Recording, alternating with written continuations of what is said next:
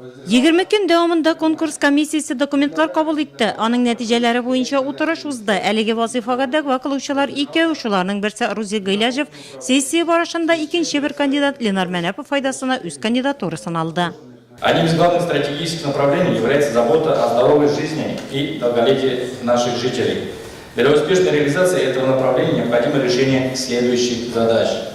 Проведение выездных профилактических осмотров на предприятиях, диспансеризация жителей во всех возрастах, что позволит снизить смертность от онкологических заболеваний и болезней системы кровообращения.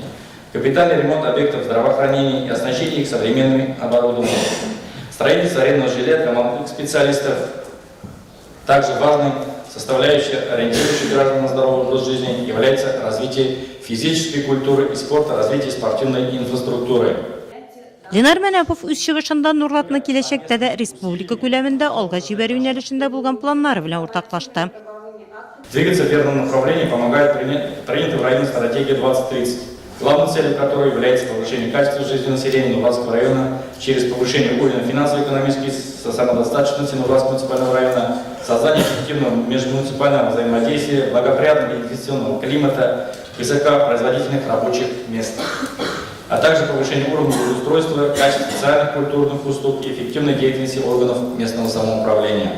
Депутатлар Ленар Мәнәпов кандидатурасы өчен бердәм тавыш бирделәр. Яңа вазифага билгеләнүе белән аны беренче булып Совет рәисе Алмаз Әхмәтшин котлады.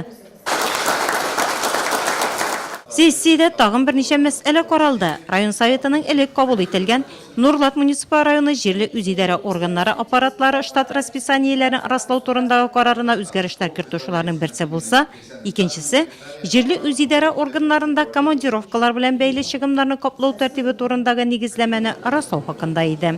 Шунда ук депутатлар Иске Чаллы авылы мәдәният йортына Николай Леонтьевич Филиппов исемен бирүне дә бердәм хупладылар.